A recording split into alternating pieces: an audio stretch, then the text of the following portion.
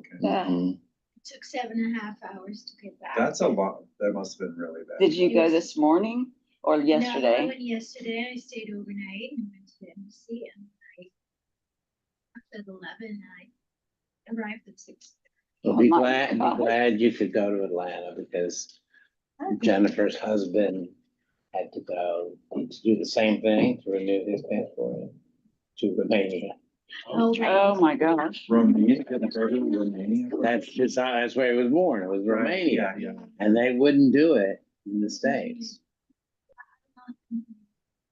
So he left Saturday to go to Romania, which is a much harder. And more of course, expensive. you know, I mean, going to Switzerland, you know, I have some sort of like, all of us would like to be Swiss citizens, but who wants to be a Romanian citizen? I don't know, you know. It's beautiful. I thought of the- It is, that's why. It's not. I knew somebody who left Romania and went to go to Israel and then ended up here. So. Yeah, well, you know, Yeah, that happens. yeah, that does happen a lot. He's not Jewish, but I mean, that does, Yeah, he. yeah, no, the person I'm Oh, the talking person you're about, talking about is not Jewish, yeah. So going to Israel was not on his agenda. Well,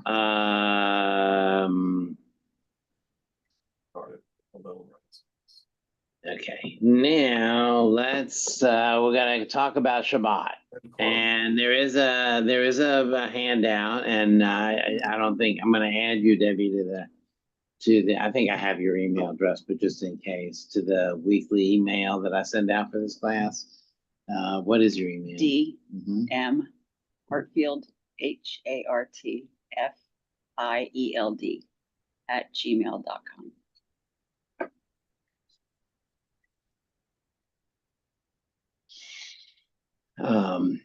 Somebody asked me today, and today almost everybody's email address is just their name and gmail.com, you know, and somebody asked me for my daughter-in-law's, can I have Bethany's, Gmail?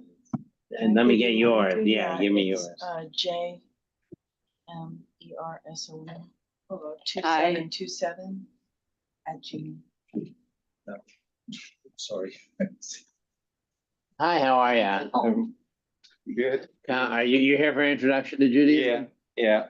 Okay, Sorry, well, you can I'm take late. off your helmet and have a seat. Yeah. 2727 and Gmail. gmail.com. And what's your name? Mark. Let me check in on Spell that. it for me. MAR. MARQ. Yes. And you have a last name? Solang. SOLANG. And do you have an email? I do. It's spice, like spice, and then BUBE. Spice. Okay. BUBE. Spice. Spice S. Like normal. SPICE. Yeah. And then BUBE. BUBE at Gmail. No, Yahoo. At yahoo.com. What is the password here? Forget. The password is right here. It's shalom. Oh, sorry. Yeah, all right. We have two people here who are on Yahoo. Angela's also on Yahoo. Okay.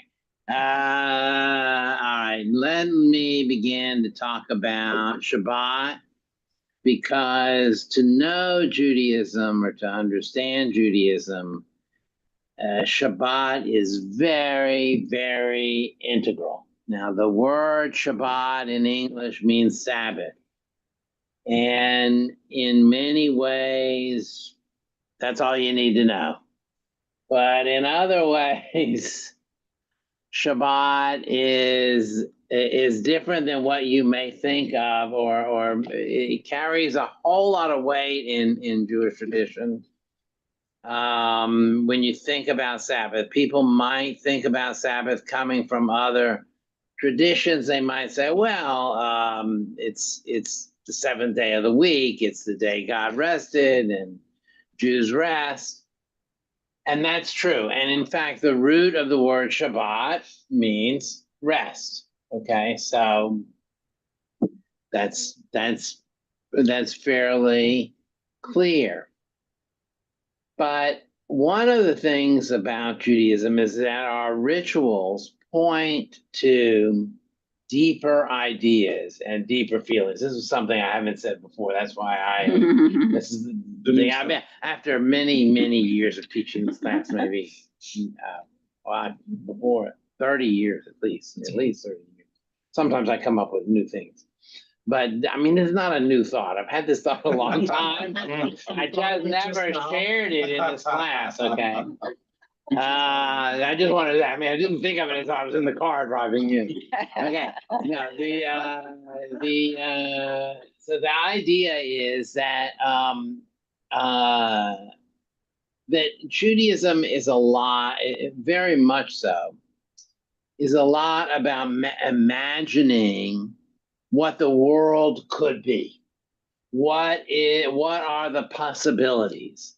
And about elevating our lives. That is to say, really at its core, Judaism says, how do we take this life that we are given, this life, this place we are born into, these parents who gave birth to us, and this life situation that we find ourselves in, how do we take it and raise it up and make something more of it? And because throughout history, human beings ask the question, why am I here? What's it all about? What's the purpose and what's the point? And so that you find that in so underlying so many places, but we often don't make that explicit when we're explaining rituals or prayers. And you know, I think about this a lot when I see people come into services.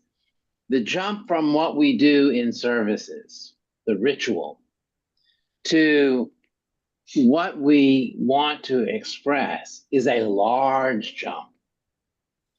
Once you figure it out, and it takes a long time to figure it out, it's quite plain and clear. But a lot of people never figure it out. And a lot of Jews who come to synagogue every week their whole life never make that jump into that essence of what it's all about.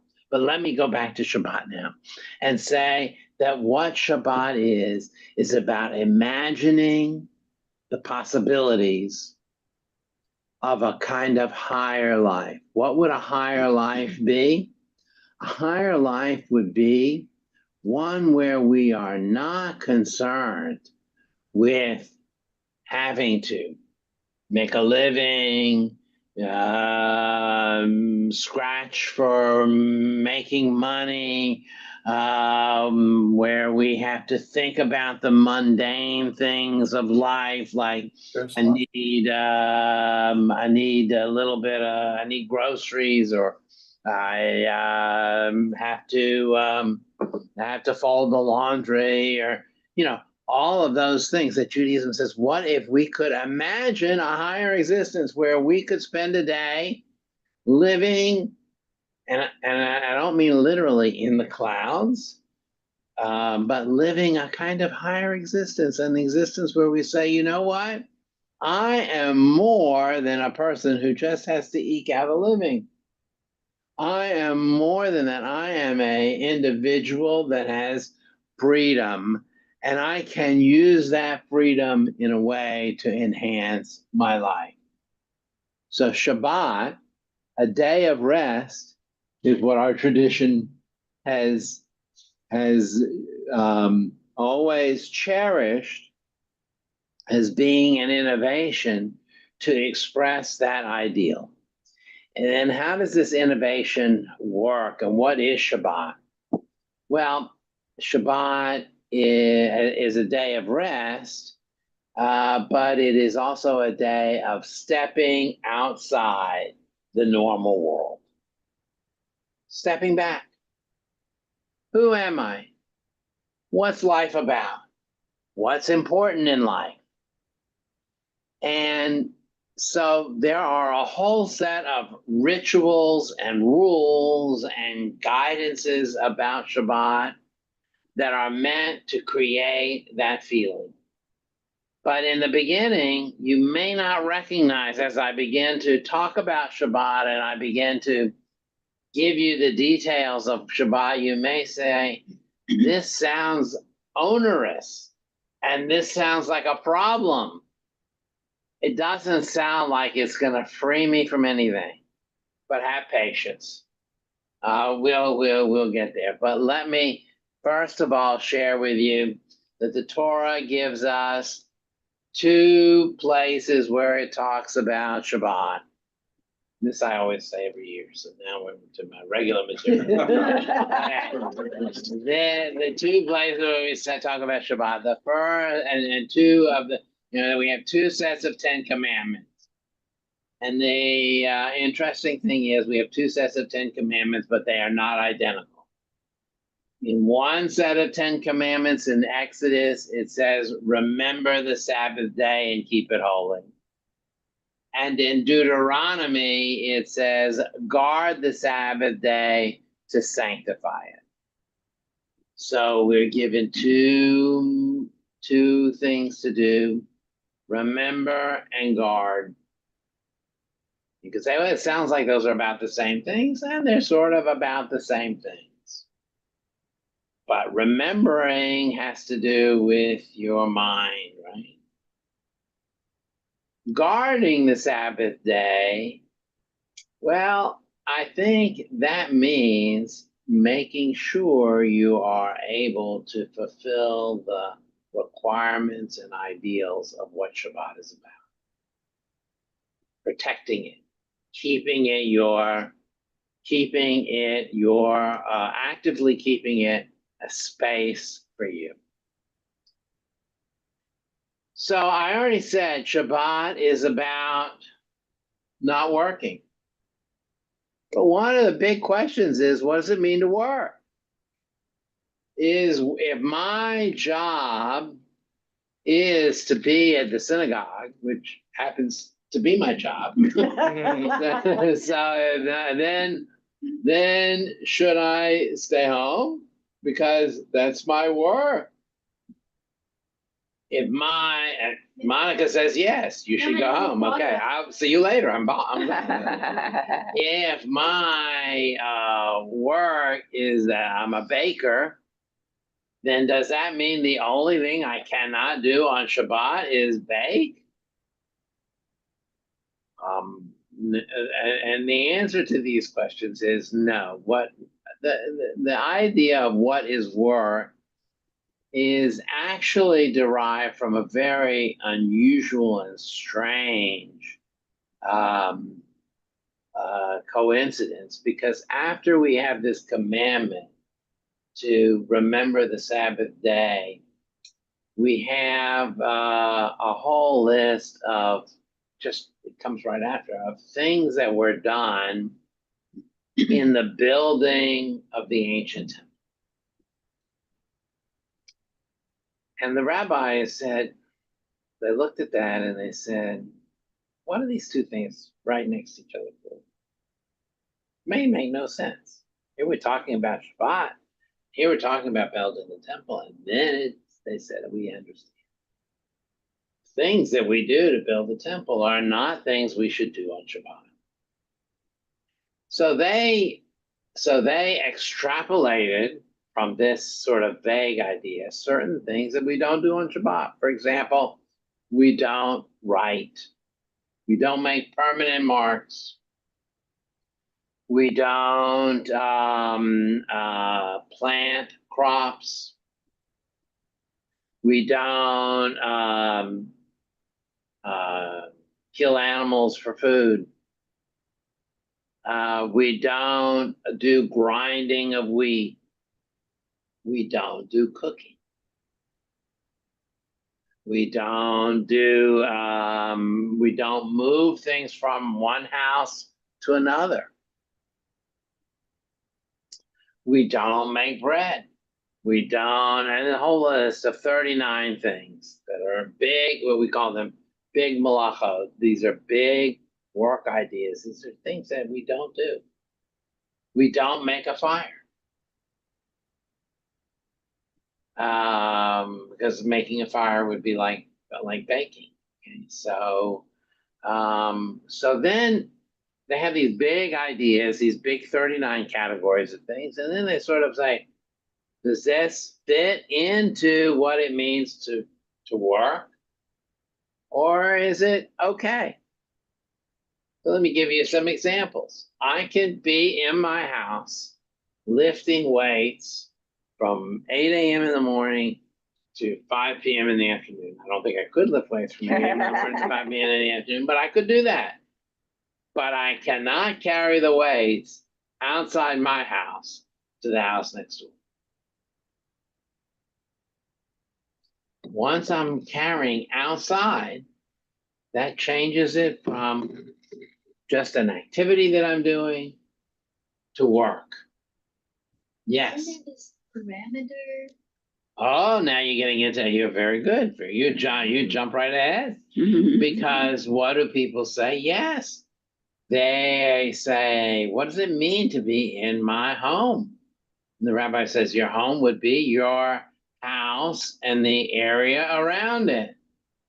Oh, the rabbi said, in that case, if I made the area around my home to be like the entire city of Gainesville, then I could carry from my house to the next one, but I couldn't carry from the city of Gainesville to the city of Atlanta outside the boundary. So the rabbis, and that was an important innovation, by the way, because how were you going to get if you were going to go to synagogue on Shabbat, how were you going to get your baby there? Right.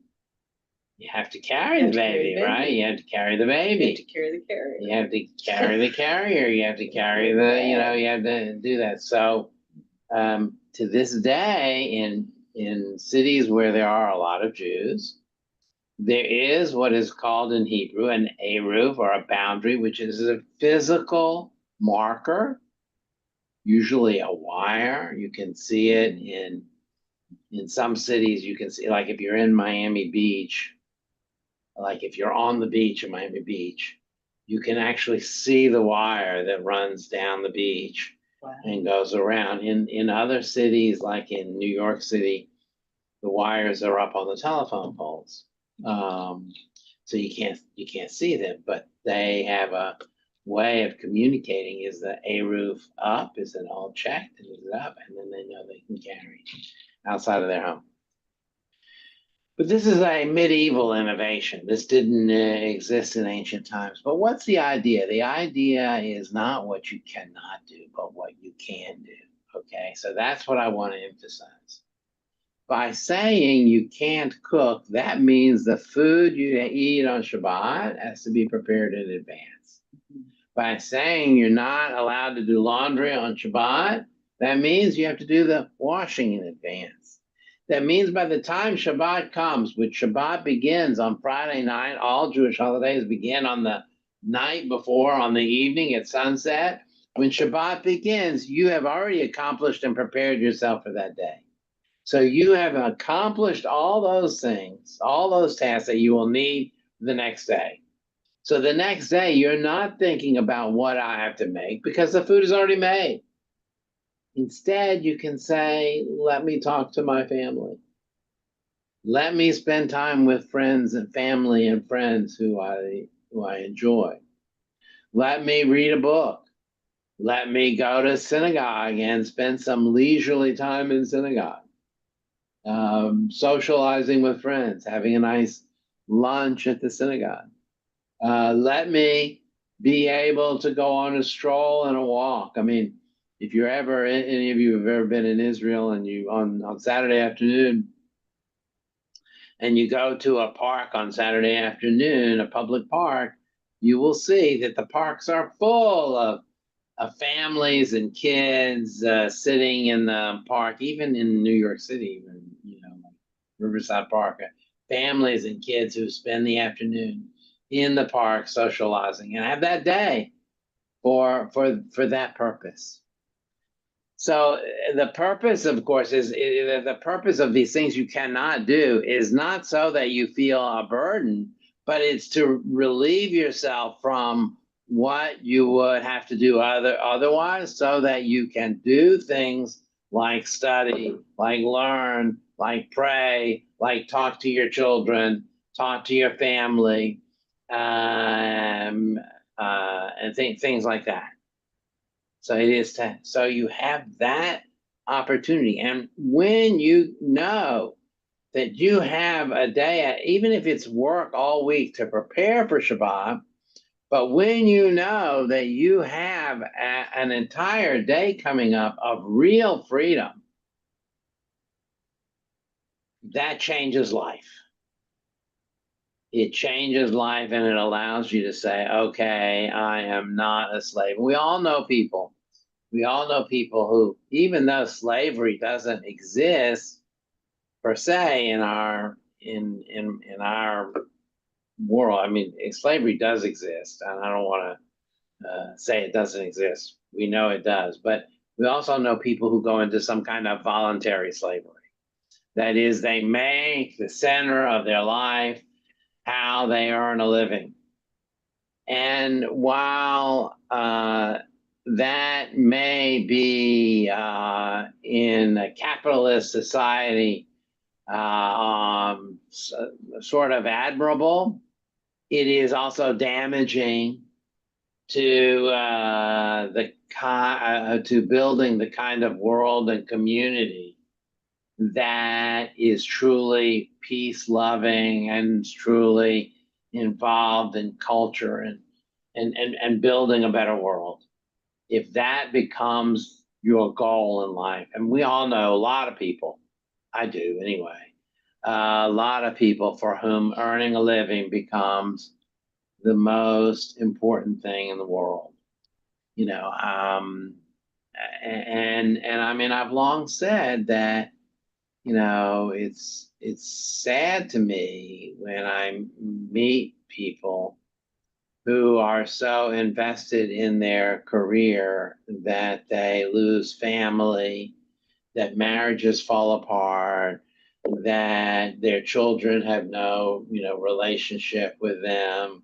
I mean, just last night I watched the documentary about Stiller and Mara. If you haven't seen that comedian comedy team. It's good, Stiller and though. Mara. Huh? It's good. Yeah, I don't know if it's good or bad, but it's not bad. I mean, but it was about, it's a Stiller and Mara was from my generation. They were a comedy team. You probably know him from Ben Seinfeld. Stiller's parents. Ben Stiller's parents. Mhm. He made a film about his parents. It's really, when you watch the film, it's really he's working out therapy. He and his sister are really in a moment of therapy. But what he recognizes is that his father was basically an absent father, and what did he become? He became an absent father. Mhm. And I do think that happens a lot. That is to say, people mimic Mhm. Parents. their parents in their marriage and in relationship and in Mhm. child rearing circumstances, you know, a lot. Shabbat is an opportunity to say, no, I'm not. I'm going to not be a slave. I'm going to find a way. I'm going to take time not to read about whatever my work is, but to read about something that's going to lift my spirit, something that's going to raise me. I'm reminded, just as I say that, I was once sitting in a synagogue in Israel, and it was my favorite little synagogue. It was just a little house, and it was in the neighborhood near where I was living. And it was just sort of homey little place. And there was a little sign on the wall, and it said, in Hebrew, of course, if you talk here, where will you pray? Mhm. And I was thinking about that just now as it popped into my head, and that is to say that if we allow ourselves to work 7 days a week, where will we find a day to do other things?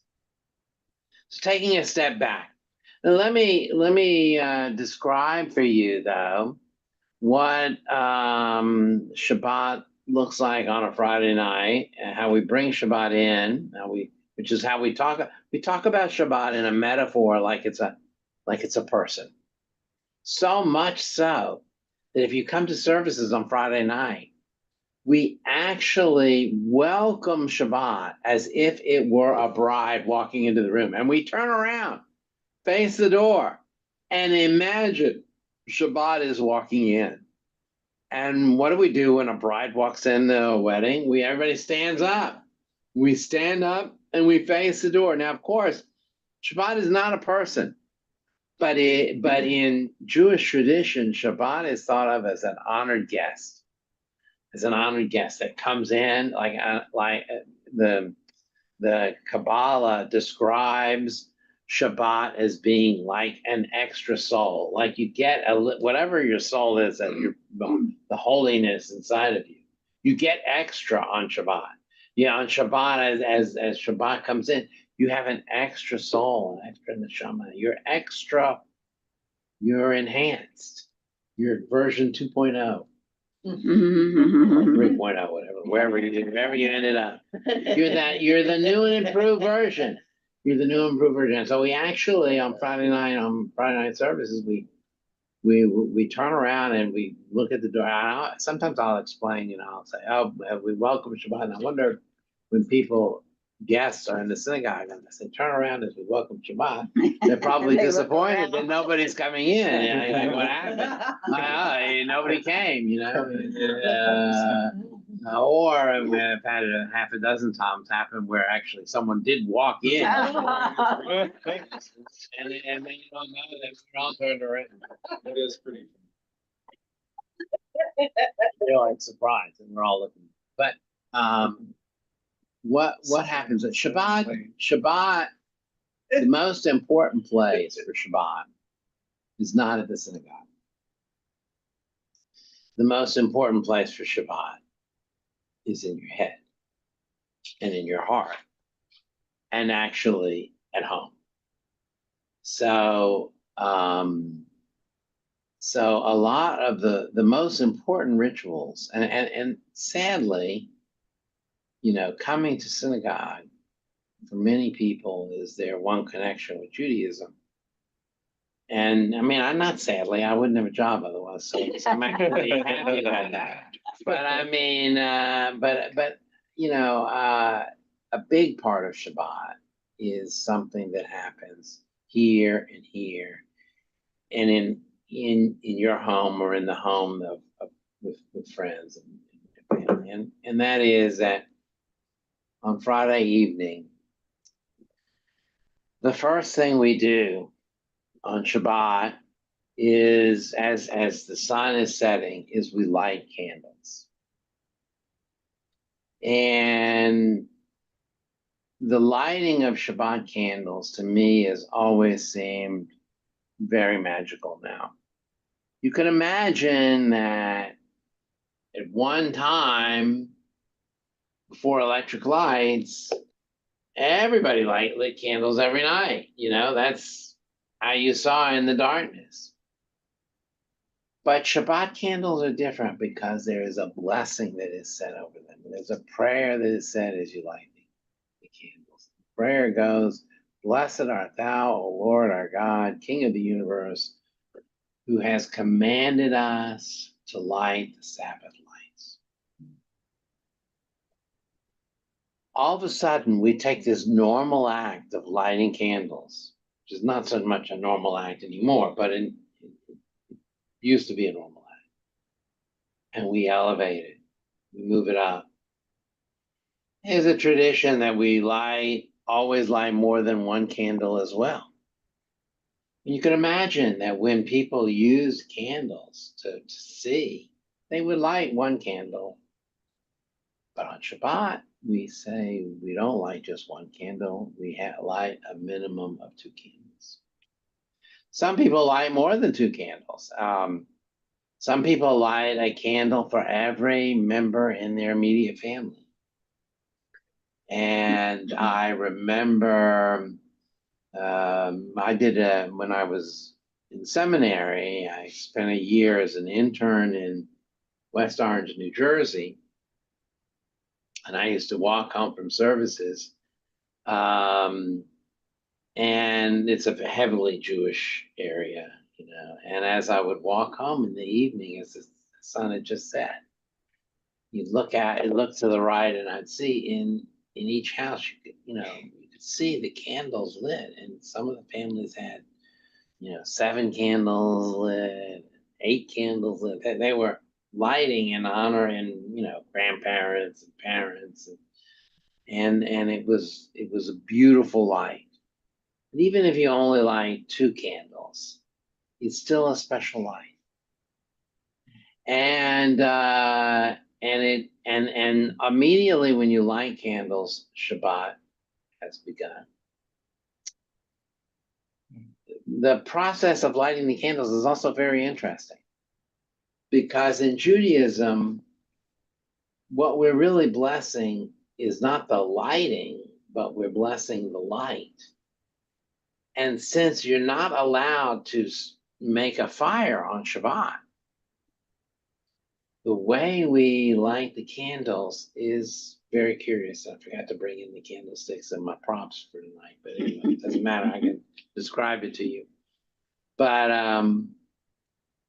the way we light the candles is we begin the blessing first by covering our. Well, actually, we begin by bringing the light close to us, covering our eyes. First, lighting the candle. I forgot, I left that out. Lighting the candle, bringing the light to our eyes, opening our eyes, saying the blessing and opening our eyes. So first, light the candle, then bring the light into us. 1, 2, 3, bring the light into us, cover our eyes. Say the blessing with our eyes covered, and then open our eyes. And now we have the light in front of us. That's a special feeling. Many people add to those prayers a prayer. Sometimes they'll say a prayer for healing. They'll say a prayer because it feels like a holy moment. They'll add a prayer for healing, a prayer for their family, a prayer for everybody has something different they might do, but usually somebody in the household,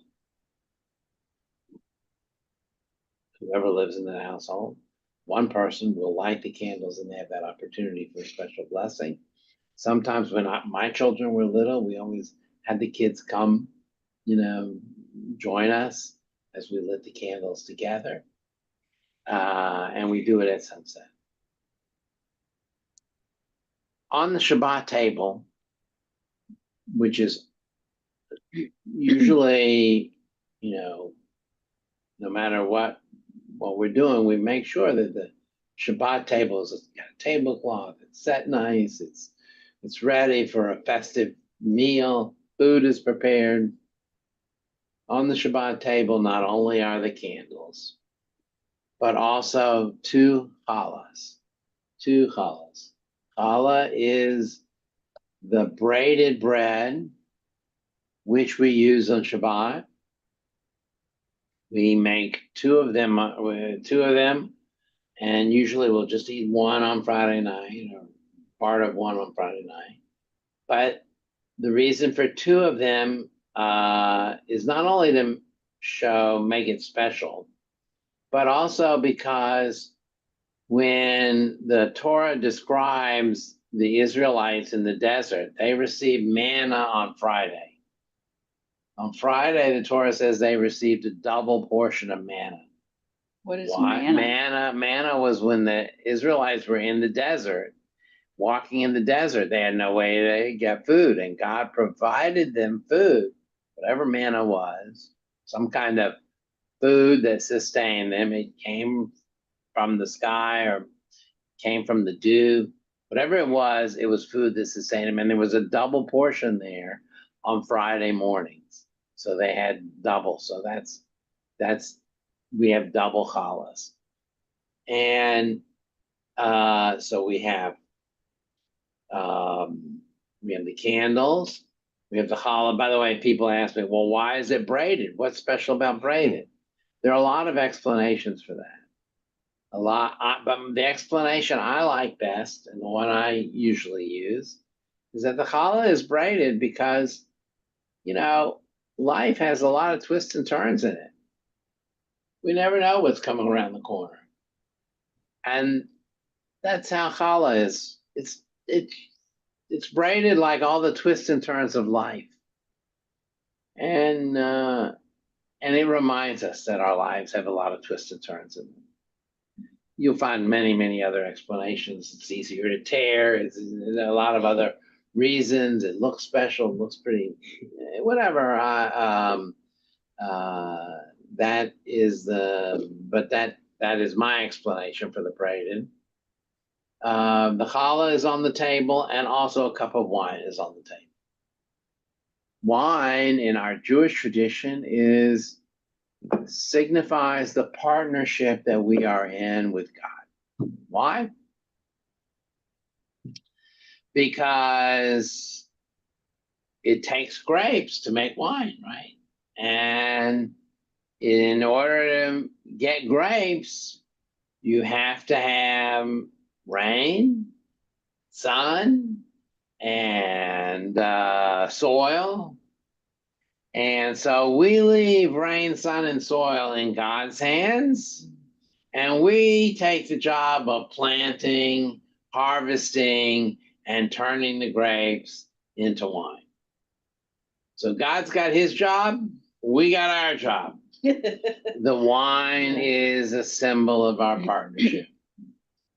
And that's why wine is a symbol of happiness and joy.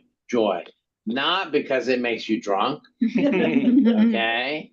Because that's not the point of the wine. In fact, I would say that, somebody said, well, does it have to be wine? It doesn't have to be wine. Could it be grape juice? It could be grape juice. It could be anything, any natural thing, usually not water. It could be any natural thing, any natural, liquid. On Saturday morning, the kiddush can even be over bread. I mean, it doesn't have to even be liquid. But on Friday night, kiddush is usually over, liquid. If you don't have it, you don't have it. If all you got is water, then that's what you use. But you still make the blessing. You just leave out Peri Hagafa, which means blessed is the fruit of the wine. Just leave that sentence out. But otherwise, the wine and the blessing we make over the wine is a blessing that says, this is a holy day. What's a holy day?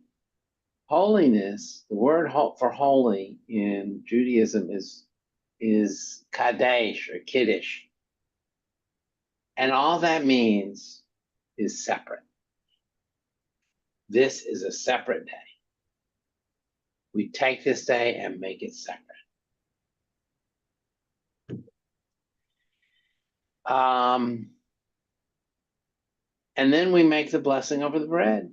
We take the bread and we make the same blessing over the bread that we make a blessing over every day when we eat bread. We make a blessing over the bread. Thank you, God, who brings forth bread from the earth, rain. But if you think about Shabbat, and you think about a table that has candles and wine, a sumptuous meal, and extra bread on the table, what are you describing? You're describing a romantic meal.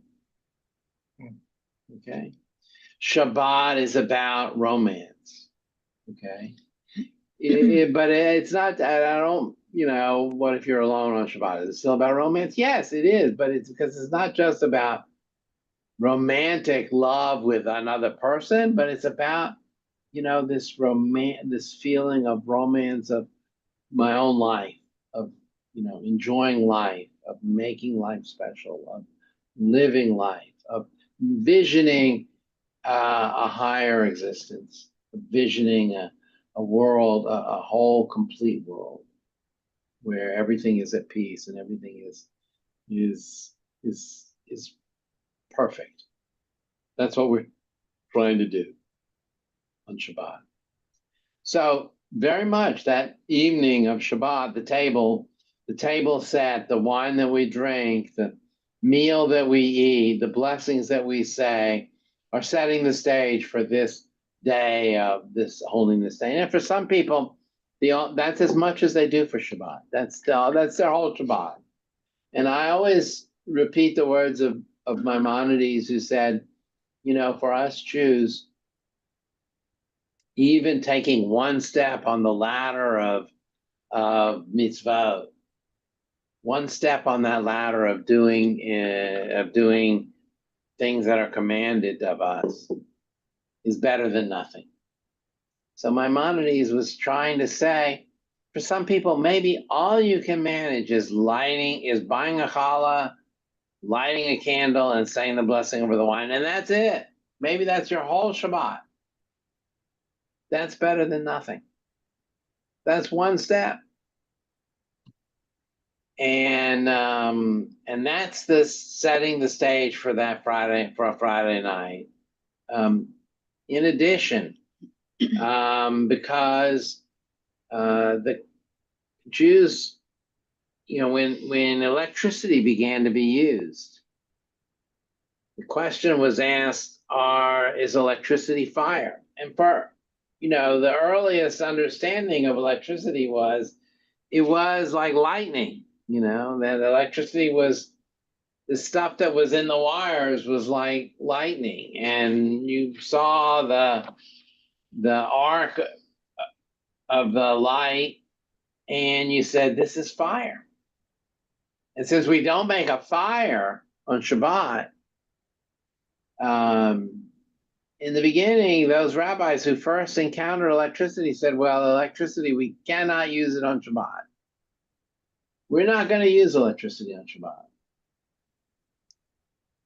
Today, we know that electricity is not fire, that there is a significant difference between electricity and fire. And that electricity moves through a wire, not in the same way fire moves through a wire. It's electrons that are moving at a certain frequency, and they provide power. Most lights today are not, don't create an electric arc, but are even LEDs. Nevertheless, I have always said that there is some kind of special feeling of saying, at least for one night a week, or maybe for one day a week, you know what, I'm gonna forego electricity. And if you think about the most romantic evenings you've ever had, electricity probably didn't play a part in it. Okay, now just throw that in there. I mean, if it did, that's another story we could talk about privately. But anyway, but having a night with the television off, where also using a car, where we say, I'm not gonna drive a car, tonight, at least tonight. I'm not gonna do that, at least tonight. Or I'm only gonna drive the car to synagogue and back. One a very famous tshuva, or tshuva means it's like a declaration of Jewish law from around 1958 in the conservative movement was, should you stay home on Shabbat, or should you go to the synagogue? And the rabbis said unanimously, no, you should use your car and go to synagogue, because being with other people is really important on Shabbat. And so you should use your car and go to the synagogue, but don't use your car to go to Kmart. Well, Kmart is a store that used to, Yeah. this is the second time. Yesterday in Sunday school, I used an example. I said about going to buy an Atari, and the kid looked at me and said, "What's an What's Atari?" that? Yeah. Now I use, Kmart. I don't know what's wrong with me. Okay. But you get the idea. You get the idea of saying, you know what? And I mean, for me, observing Shabbat became important. I mean, my parents always observed Shabbat to some degree, especially when I came to college and came to the university. There, I said, I want to make Shabbat an important part of my life. And I began to limit and eventually cut out driving altogether on Shabbat. And I mean, obviously, if it's an emergency, I mean, I will drive. I mean, I'm not gonna sit there and but by separating that day, by having different practices, and by making a conscious decision that I'm gonna live near the synagogue, wherever I am, I made choices in my life about how was I going to live life and how was I going to manage life. And even though I only live 1 block, literally less than 1 block away from the synagogue, that walk every Saturday, Friday night, and Saturday morning is an important centering that I don't think I would have exactly the same if I was in a car. And I've even gone, once I gave a class here on high holidays, and I kind of surprised everybody. And I said, you know what? For the holidays this year, don't park in the synagogue parking lot. I want you to go and park at Fresh Market, leave your car there, and walk to the synagogue. And people told me that it was a good experience, that little 3-block walk or 4-block walk, they felt like they had a little centering experience coming in. It also helped relieve the parking situation. But I wasn't thinking about that at that time. But I mean, I was trying to make a point of saying, of all of a sudden feeling, like, gee, this is special. My grandparents actually had a little house that they bought a block away from the synagogue. It was a tiny little house, and it was their Shabbat house. And on every Friday night, my grandmother would pack the car up for Friday night dinner, and she would drive to that house, and she would set the table. And my grandfather would then come from work. Instead of going to their house, he came to that little Shabbat house. And that's where they were every Shabbat in this tiny. They had a nice big house, but on the Friday night, they had everybody crowded in because we'd come over on Saturday morning and visit. Everybody was crowded in to this tiny little 1-bedroom house. But what was the feeling like? The feeling was like, oh, I'm really close to this family. We're really close together. And I think there was a kind of closeness that was special. So I described from you a Friday night and a Saturday morning. Going to the synagogue on Saturday morning is not any more important or less important than going any other day of the week. Jews have services every day of the week. And I mean, we pray 7 days a week. Shabbat services, however, are a little different. One of the big, and we'll have a whole class on prayer. One thing that because a lot of people only come on Shabbat, they don't get and I'll repeat this on the time when we talk about prayer. They miss a piece of prayer that is normal when people pray. And what is that? That's asking for something. That's petitions. In fact, on Shabbat, we also don't ask for anything. We don't ask God for anything. On Shabbat, where every day of the week when we pray in the Amidah, we ask God for health, we ask God for intellect, We ask God for allowing us to make a good living. We do that every day of the week. We ask God to release any hostages. On Shabbat, we don't ask anything from God. It's God's day of rest too. We don't ask anything. So we change the Amidah on Shabbat. I know you're going to ask me about prayers for healing, aren't you? No? I'm just, no, I was curious. I was curious. So you do that yourself, or the Amidah is actually different? The Amidah is actually different. Mhm. The Amidah on Shabbat is different. And on Shabbat, the Amidah is just about we're living in Shabbat, where it's remembering the Sabbath day and keeping it holy. Of course, you wouldn't, if you never said the weekday prayers, you wouldn't know that you were giving up asking for something on Shabbat. And so people say, you know what? And it became an issue. I want to pray for health. And they came to the rabbis going back, it's in modern times, but it's going back 100 years ago. And they said, I want to pray for the health of my family who is sick. The rabbi said, okay, I'll tell you what we'll do. We'll compromise. And during the Torah reading, when the Torah is out, we'll allow you to, because it's someone who's sick, we'll allow you to ask for healing. And so we do a healing prayer during the Torah reading, but that's the only thing we ask for. Normally, the healing prayer is a part of the Amidah on weekdays. So going to Shabbat services is important. Shabbat services are actually lengthier on Shabbat than they are on weekdays. Why? Because we're not busy.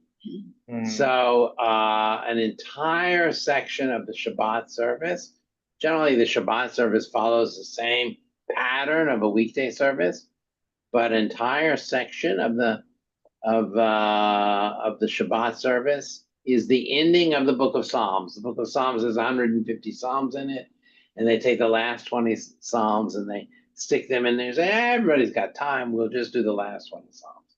That's what when you come, if you ever come at 9:30 in the morning, when we start our service, and I always say something like, I don't always say it, but sometimes I say it. I say, this part of the service is our meditative or contemplative part of the service. What we're really doing there is we're just reading the end of the book of Psalms. Why? Because we have time and we can. Why? But what happens, of course, is we start at 9:30. Most people don't come at 9:30. They come at 10:30. Okay? And that's okay. That's fine with me. It's not a problem at all. But at 10:30 is when we do the Torah reading. We don't just read Torah on Shabbat. We also read Torah on Mondays and Thursdays. And Shabbat, because the rabbi said that you shouldn't go too many days without reading from the Torah. You should go 3 days without reading the Torah. Yes. Is this the same in all denominations? Or is it It's the same in all denominations. But it would be it's not usual in most Reform synagogues to find daily services, where in conservative you often find, it's not often, but many times you find daily services, but in all denominations you'll find Shabbat services, and you'll always find that same sort of format. What you may find in some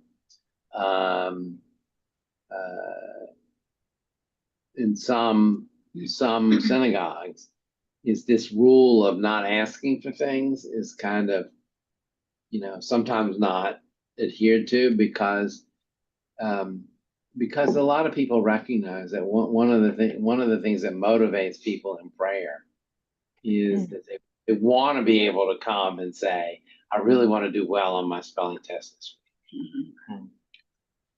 I really want to, and they want a time to be able to commune with God and ask for those things that are important to them. So, in some synagogues, the rabbis will include some of those prayers because they know that that's what motivates people to come to the synagogue, when they know most people will only come once a week. I understand that, but I'm giving you the traditional lay of the land. Yes. So, in our synagogue and in most conservative ones, Friday night is a pretty light service, it's a relatively small crowd. Saturday is pull out all the stops, everybody comes. In the Reform movement, Friday night is pull out all the stops. And Right. if it's a small synagogue, they might not even have a Saturday morning service. That's correct. Do you know how that difference has evolved or? Well, there's a long history there. As you probably know, the very beginning of the Reform movement had Shabbat services on Sunday. Okay. So that was because, one of the things they were trying to do was not change, Jewish practice, but allow Jews to have Shabbat when they were not working, because If they had a there was shop or right, they had a yeah. store. I mean, things were open. I mean, you didn't have a Saturday off.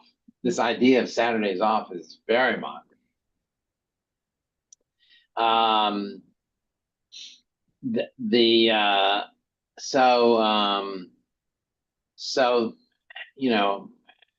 So they started with the Sunday, and then moving to Friday night as being the main service was like a nod to saying, okay, let's get back to our tradition, but we know you have other things to do Saturday morning, you have to go to work, you have to go back to your shop, whatnot. So we will make Friday night the big service. And in truth, when I grew up in a conservative synagogue in Pensacola, Florida, we didn't, as a young kid, we didn't have Saturday morning services. We were a tiny little synagogue. We didn't have Saturday morning services, but even though it was a conservative synagogue, really a conservative Orthodox synagogue, but we had Friday night because everybody went to their store on, the whole community was merchants and everybody, but my grandparents, went to their store, on Saturday morning. That was so it had to be Friday night. Yes. So historically, you had this Friday night Shabbat on Saturday night instead. Well, no, they didn't have a Saturday night service. That's going back in. There are different denominations in Judaism. Oh, okay. We're talking about a different denomination, Reform. That was a couple of weeks ago. We talked about that. You can watch the tape on that. Okay. But in that denomination, they had Sunday morning. They didn't have a Saturday night. And another question, you said you read the Psalms only on Shabbat? No. Psalms are part of every service, Okay. but the last 20 of them, selected Psalms, are part of every service. But this idea of adding another 20 to the 7 or 8 that are already there is only on Shabbat.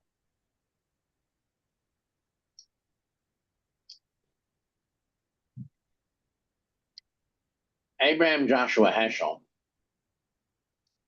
described Shabbat as being like a palace. He imagined it, and he wrote a beautiful little book, which we have here, called The Sabbath. I mean, you can now find it online. It's public domain. Download. Called The Sabbath. And in that book, he described Shabbat as being like a palace, like a physical place. And he describes it as if you were walking along a road and you saw this beautiful building with warm light coming in. It was nighttime, warm light coming from the inside. Shabbat was like a palace, but he imagined this palace not on a hill, on a physical hill, but a palace in time. And then in time, and then as we are moving through time, we get to stop every 7 days and enter into this palace, this space in our heads and in our hearts that feels different, that feels self-contained. Now, truly, it's self-contained because we've worked hard for the week to prepare ourselves. You know, why do we have food to eat on Shabbat? Because, you know, on Friday we set aside time to make extra food. You know, why do we not go to work? Because we saved enough money to be able to not go to work, you know, on Saturdays. I mean, it takes some intentional thought to be able to have a day for Shabbat. But he imagined that this palace in time would allow